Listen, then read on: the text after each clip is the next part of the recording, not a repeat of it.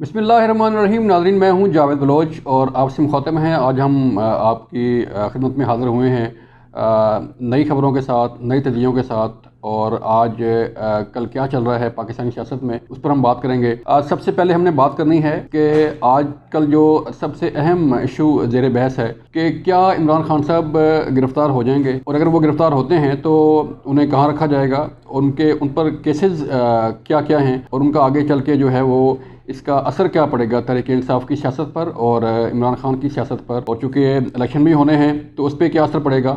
इस पर हम बात करेंगे। इसके साथ साथ हमने बात करनी है आपसे कि पंजाब असम्बली और KP असम्बली जो है वो तहलील हो चुकी है, लेकिन अभी तक इलेक्शन की तारीख जो है वो नहीं मिली। तो हम बात करेंगे कि क्या इलेक्शन होने जा रहे हैं या क्या इलेक्शन होना मुमकिन है, और इसकी सूरत क्या चल रही है, और हुकूमत किस हद तक संजीदा है कि वो इलेक्शन कराए और पंजाब असम्बली और KP असम्बली को दोबारा जो है इन फंक्शन करे और दोबारा लोग इलेक्ट होकर असम्बलियों में वापस आएँ। इस पर भी बात होगी। और फिर सबसे अहम इशू आजकल जो ऑडियो लीक्स का बाज़ार गर्म हो चुका है, उस पर हम बात करेंगे कि ऑडियो लीक्स जो है वो कहाँ से जनरेट हो रही हैं, और इनके पीछे कौन लोग हैं, और इनका मकसद क्या है, और आइंदा आने वाले दिनों में सीज़न कौन से, सीज़न 4 आ रहा है, सीज़न 5 आ रहा है, या सीज़न 6 आ रहा है, जिसमें ऑडियो लीक्स और वीडियो लीक्स की भरमार हो सकती है। इस पर हम बात करेंगे आपसे और आपको आगाह करेंगे कि आगे चल के क्या सूरत होने वाली है। लिहाजा हमारे साथ इन टच रहें, हमारे साथ जुड़े रहें, ताकि आपको जो है वो हमारे तजिए, हमारी खबरें आप तक पहुँचती रहें। सबसे पहला सवाल नाज़रीन के क्या इलेक्शन जो है वो होने जा रहे हैं, और अगर इलेक्शन होते हैं तो इसका असर क्या पड़ सकता है पाकिस्तानी सियासत पर, और पाकिस्तानी मसाइल जो हैं अवाम के क्या वो हल हो जाएंगे इलेक्शन होने से। इसमें दो चीज़ें हैं नाज़रीन। इस वक्त जो मुल्की सूरत है मईशत की, IMF की जो डिमांड्स हैं और अवाम पर जो बोझ डाला जा रहा है ड्यू टू IMF एग्रीमेंट, कि जो एग्रीमेंट हुआ था आज से 3 साल पहले, 2.5 साल पहले, उस पर अमल दरामद जो है वो गवर्नमेंट ने हर सूरत करना ही करना है। जो सब्सिडी दी जा रही थी वो IMF की डिमांड पर ख़त्म होनी ही होनी है। अगर नहीं होगी तो IMF के साथ आपका एग्रीमेंट नहीं होगा, और अगर IMF के साथ एग्रीमेंट नहीं होगा तो जो बाकी ममालिक हैं जिन्होंने आपको इमदाद देने का वादा किया है, आपके साथ प्रोजेक्ट्स करने का वादा किया है, वो इस सूरत हाल में आपके साथ नहीं चलेंगे। तो एक तरफ इलेक्शन है और एक तरफ मुल्की मईशत है कि जो दिन ब दिन अब तक सूरत हाल उसमें होती जा रही है,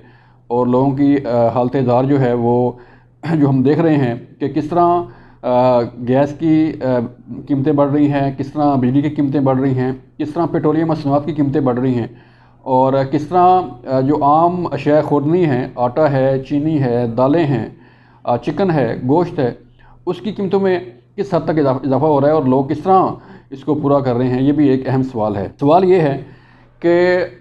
इलेक्शन और जमहूरियत और ये सारी चीज़ें जो हैं वो अवाम के लिए होती हैं। आईने पाकिस्तान जो है वो अवाम के लिए होता है, और अगर अवाम को रिलीफ ना मिल सके, अवाम के मसाइल हल ना हो सकें, तो ना तो इस सूरत हाल में कोई इलेक्शन का फ़ायदा होगा, और ना ही कोई इस सूरत हाल में कोई और चीज़ अवाम को सूट करेगी, जिससे शायद चंद सियासतदानों को, चंद पार्टियों को तो फ़ायदा हो जाए, लेकिन अवाम को कोई फ़ायदा नहीं मिल सकता। तो यही बहस चल रही है कि जो पहले इस मईशत को ठीक कर लें, जो मसाइल हैं उसको ठीक कर लें, तो इलेक्शन तो डेफिनेटली होने ही होने हैं। अगर 2 माह पहले हो जाएं या 4 माह लेट हो जाएं या उसमें कोई तख़ीर हो जाए, तो वो मैटर जो है वो शायद इतना ना करे जितना जो मसाइल हैं पाकिस्तान के वो हल तलब ना हो। तो बहस और जो सियासी और संजीदा हलके हैं वो इसमें यही चल रही है कि पहले तमाम सियासी पार्टियां मिल के बैठें, और तमाम सियासी जमातें जो हैं वो अवाम को रिलीफ देने के लिए बात करें, चाहे वो इमरान खान साहब हैं, चाहे वज़ीर-ए-आज़म शहबाज शरीफ साहब हैं, चाहे पीपल्स पार्टी के आसिफ अली ज़रदारी साहब हैं, बिलावल भुट्टो ज़रदारी साहब हैं, मौलाना फजल रहमान साहब हैं, और बाकी जमातें हैं। उन्हें एक प्लेटफार्म पे इकट्ठा होना पड़ेगा, और उसका 1 पॉइंट एजेंडा यही होगा कि अवाम को रिलीफ कैसे दिया जाए, अवाम को महंगाई की चक्की से कैसे निकाला जाए, الیکشن تو کئی سالوں سے کھیلتے ہی آ رہے ہیں، کبھی کوئی پارٹی برسے اقتدار آتی ہے اور کبھی کوئی پارٹی برسے اقتدار آتی ہے، تو الیکشن تو ہوتے رہیں گے، لیکن عوام کہاں کھڑی ہے، عوام کو ریلیف کیسے ملے گا، اس پر جو ہے وہ سوچنے والی بات ہے۔ یہ سیاسی جماعتیں کر سکتی ہیں، یہ عمران خان صاحب کر سکتے ہیں، اور یہ جو باقی سیاسی اکابرین ہیں وہ کر سکتے ہیں۔ دوسرا اہم سوال ناظرین یہ ہے کہ عمران خان صاحب کو گرفتار کیا جا سکتا ہے۔ اس وقت زمان پارک جو ہے وہ محور ہے سیاست کا، پاکستانی سیاست کا، اور کبھی پولیس آ رہی ہے، کبھی جا رہی ہے، کبھی جو ہے وہ خبریں آ رہی ہیں کہ ابھی گرفتار ہو جائیں گے، ابھی گرفتار ہو جائیں گے، پولیس موو ہو رہی ہے، ڈنڈا بردار کارکن وہاں پر موجود ہیں، سیاسی اکابرین جو ان کے ہیں، سیاسی لیڈرشپ جو ان کی ہے تحریک انصاف کی، وہ بیان پہ بیان دیے جا رہی ہے کہ اگر گرفتار ہوئے تو یہ ہو جائے گا، اگر گرفتار ہوئے تو یہ ہو جائے گا۔ جو ہماری اطلاعات ہیں، جو ہمیں کچھ انفارمیشن ہے اور کچھ لوگوں سے ہم نے رابطے کیے، تو ہمارا نہیں خیال کہ عمران خان صاحب کو اتنی جلدی گرفتار کیا جائے گا۔ ڈیفینیٹلی ان کے خلاف کیسز ہیں، 30-40 کیسز ان پر ہیں، اسلام آباد میں مختلف تھانوں میں بھی اور مختلف کورٹس میں چل رہے ہیں۔ تو لیکن جو عمران خان صاحب نے اپنے آپ کو محصور کر رکھا ہے زمان پارک میں، اور کسی بھی پیشی پر کسی بھی کورٹ میں وہ پیش نہیں ہو رہے، اور یہی وجہ ہے کہ ان پر حالات جو ہے وہ سخت ہوتے جا رہے ہیں۔ انہیں زمان پارک سے نکلنا ہوگا اور اپنے جو کیسز ہیں انہیں فیس کرنا ہوگا۔ کل high court, Lahore high court میں آپ نے دیکھا کہ ہائی کورٹ جو ہے وہ کھلی رہی، اہلکار بیٹھے رہے، جج بیٹھے رہے، لیکن خان صاحب پیش نہیں ہوئے۔ یہی صورتحال ہے اسلام آباد کی، کہ اسلام آباد میں ان کے وکلاء جو ہے وہ آتے ہیں اور ان کی ٹانگ کا زخم بتا کر، جو ہے ان کی طبیعت کی ناسازی بتا کر ہر پیشی پر وقت لے لیا جاتا ہے اور استثناء حاصل کر لیا جاتا ہے۔ لیکن اب آہستہ آہستہ ظاہری بات ہے، کورٹس جو بار بار ٹائم دے رہی ہیں، جو بار بار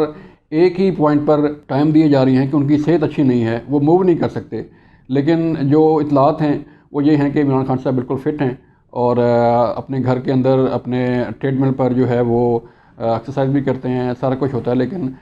کورٹس میں جو ہے ابھی وہ پیش نہیں ہو رہے۔ تو جو صورتحال وہاں پر زمان پارک میں ہے